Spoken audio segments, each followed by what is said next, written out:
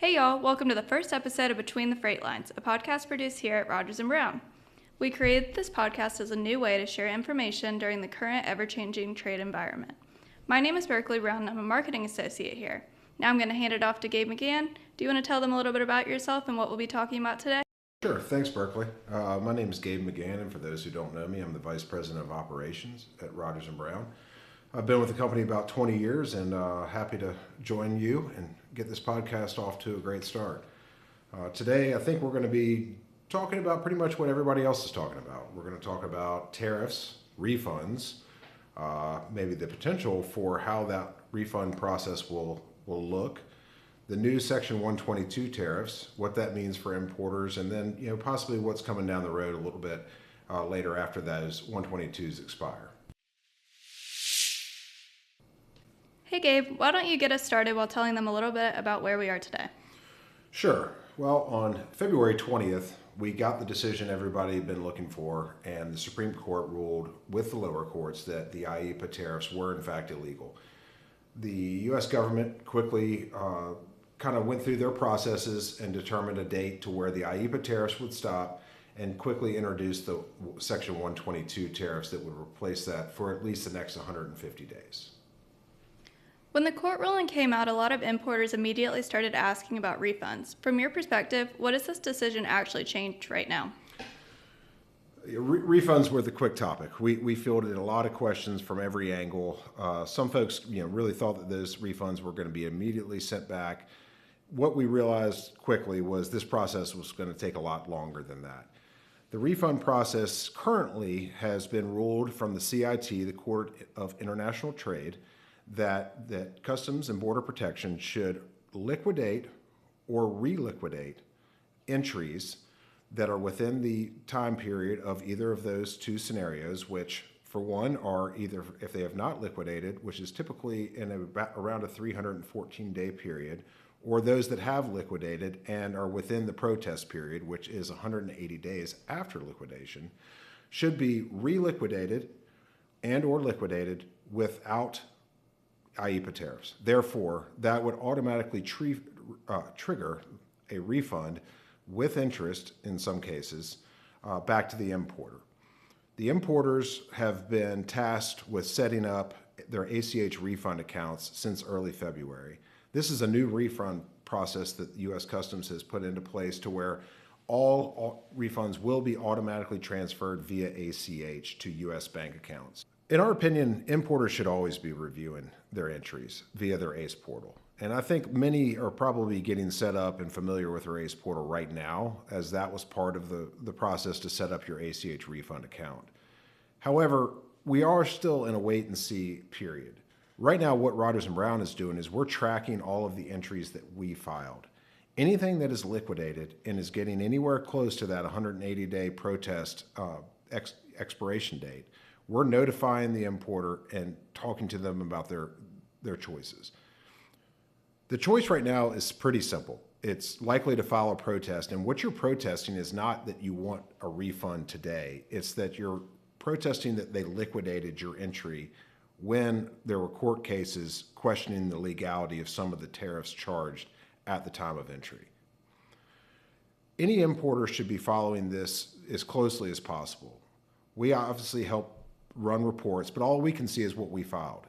So any importer should be very vigilant in looking in their ACE portal because they could see that there are other brokers in some scenarios that might have filed entries on their behalf, either unknowingly or just for specific reasons because of the nature of the freight. Sometimes in air freight or other quick modes that they're going to use a broker that is not their everyday broker. But these all add up, and these will all be potential areas for refunds. One other thing I'd like to add is it's not a bad idea for importers to seek the assistance of a trade attorney just to go through their possible choices. They may be asked to join cases. While it seems like that could be unlikely now, there is the chance that importers, specifically ones that had liquidated entries that have now passed the protest period, may have to join the lawsuits that were in the courts previously to get the refunds back on those entries. There's just a lot of information we don't know right now, so we're trying to cover all the bases. The one thing that we do know is that likely refunds will be coming to importers, but it's probably going to take quite a while. You mentioned Section 122 tariffs earlier. Could you go into some more detail about those? Sure. Those are what currently are being collected in lieu of IEEPA duties that are now illegal. They're currently being collected at 10% of the commercial value coming in on imports. There has been talk of it going up to 15%, but as of this day, only 10% is being collected. We do think that at some point 15 will be the number, but that is also being collected from every country. Outside of shipments that are coming in or products that have 232 steel, aluminum, auto parts, lumber, anything that's outside of those particular sections that have not changed, mind you, with the Supreme Court ruling, are being subject to the additional 10% on top of their general duty rate. The Section 122 tariffs are only applicable for 150 days from implementation. That is a part of the law with the Section 122 tariffs. So after that period, it's really unknown what's going to happen. Most suspect that there's going to be more 301 and 232 investigations. And the only 301 currently in play is out of China right now. And those have been in place since the first Trump administration in 2018, when 25% and then in some cases 7.5% tariffs were applied to most products coming out of China, with a few exceptions. If Section 122 tariffs do increase to 15%, is this going to reset the original 150-day timeline? No, to my knowledge, when they implemented the 122 tariffs back in late February, that started the clock, and there is no extension to that. With so many moving parts, court rulings, possible refunds, and new tariff authorities, what's the biggest thing importers should be paying attention to over the next few months? Personally, I think they should be paying attention to any new investigations, as I kind of alluded to with the last question.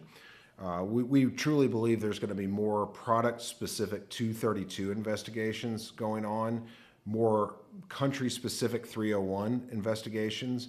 We've heard from the Trade Secretary that it's likely that they would like to get the tariffs back to where they were before the IEEPA tariffs were put down by the Supreme Court.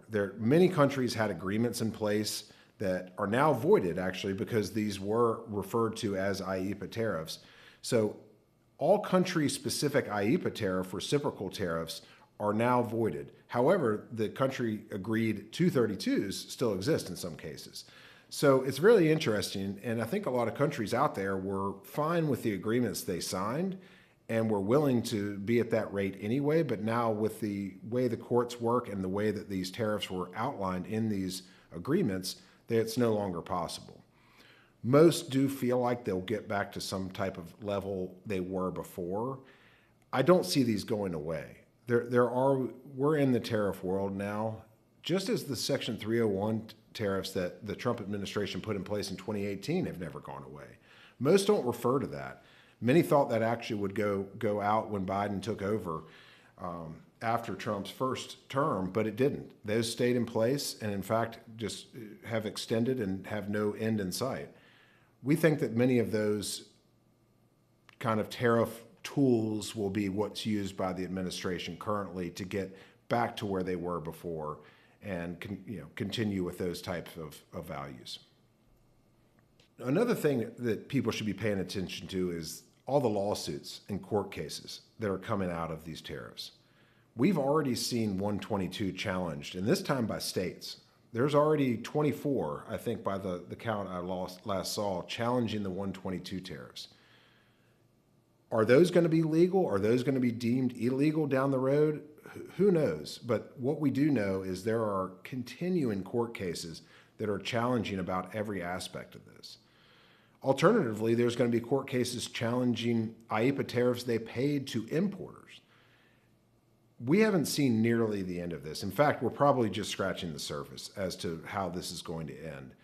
One thing we know, we do think that IEEPA refunds will take place. The other thing we know, 122 is still in place, and that we think other sections will likely be used down the road to get back to the levels that we had before. You touched on the trade agreements that he had made with other countries. If those were mutual agreements, why aren't they legal now?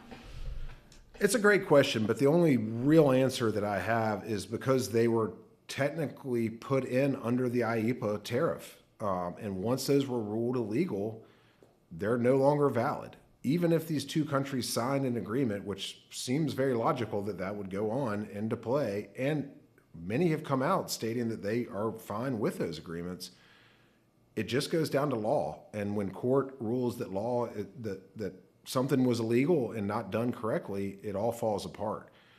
Parts of, as I mentioned before, parts of those agreements still seem to be in place and are being handled daily by the Rogers and Brown team and other customs brokers out there as it relates to 232s.